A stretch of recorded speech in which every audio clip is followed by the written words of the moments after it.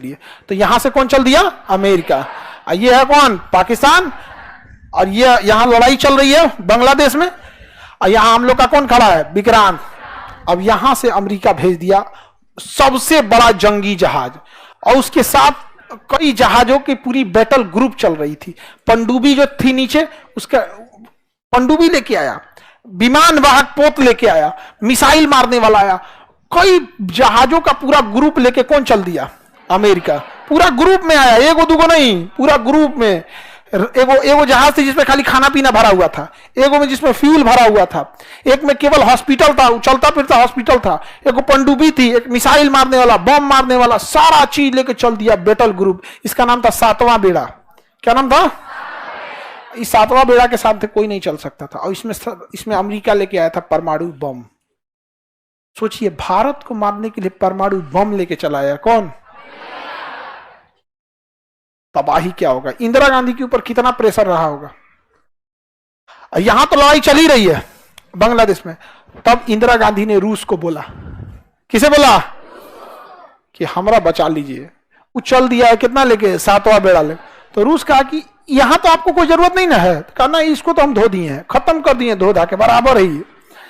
तो यहां से इसने भी अपने बैटल ग्रुप को भेज दिया यहां पे। इसके में भी पूरा परमाणु बम पनडुब्बी तैनात थी। इसका नाम था 40वां बेड़ा।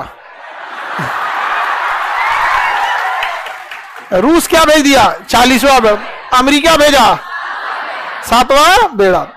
अमेरिका को आने में टाइम लगा, जब तक रूस यहां आके पहुंच गया।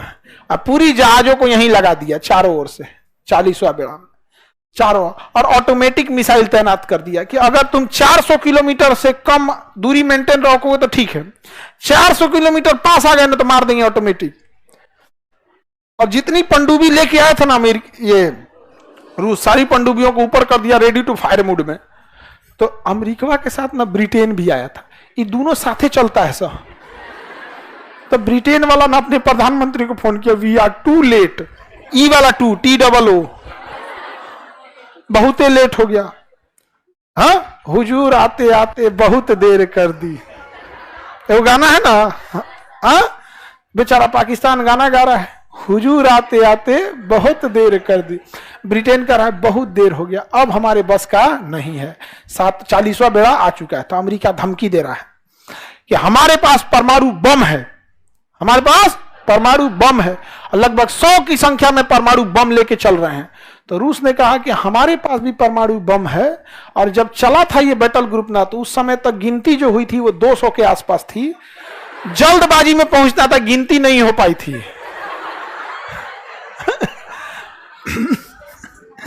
अब यहां आ गया कौन? 7वां बेड़ा। कौन आ गया? 7वां। और यहीं से कह रहा है, भारत तुम लड़ाई रोक दो, भारत तुम लड़ाई रोक दो।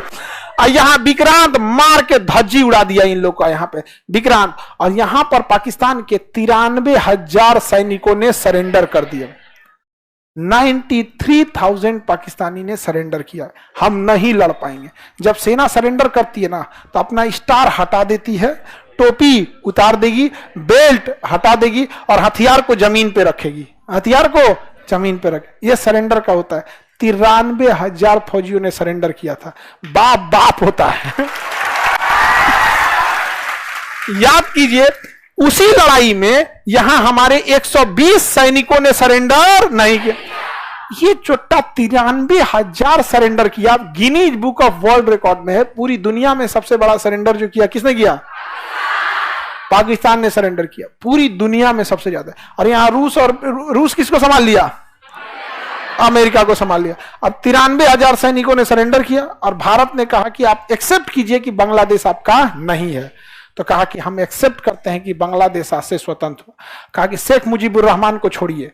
तो भारत शेख मुजीबुर रहमान को लेके आया, और शेख मुजीबुर रहमान को बांग्लादेश का क्या बनाया गया? प्रधानमंत्री। लेकिन पाकिस्तान ने कनाडा से कुछ लोगों को हायर किया और शेख मुजीबुर रहमान को मरवा दिया। उनकी बेटी को भी मरवा दिया। उनकी एक बेटी इंग्लैंड में पढ़ती थी, शेख हसीना, जो अभी बांग्लादेश की क्या है? प्रधान। समझा गया? इसलिए जस्टिन ट्रूडो जब आए थे ना, अब भारत पे आरोप लगा रहे थे, तो शेख हसीना ने भी बांग्लादेश को बोला था, अब कनाडा को, कि चट्टा कहीं क्या बोलता है, हमारे पिता के असिस्नेशन में कनाडा का हाथ था। समझ आ गया कि नहीं आ गया यहाँ पे? तो उधर निर्माण किसका हुआ? पाकिस्तान। लेकिन अमेरिका इतना दबाव बनाया भारत पर, और रूस ने भी दबाव बनाया कि भाई हमारा 40वां बेड़ा जल्दी खाली करो, हमरा औरों जगह लड़ाई लड़ने जाना है, समेटो यहाँ पे। तब तक मानेकशॉ इंदिरा गांधी से कह रहे थे कि इधरों का कब्जा करिए लेते हैं, इधर भी कब्जा कर ही लेते। लेकिन पॉलिटिकल प्रेशर इंदिरा गांधी पे ज्यादा था, क्योंकि अगर रूस अपना 40वां बेड़ा हटा लेता तो फिर अमेरिका चढ़ जाता।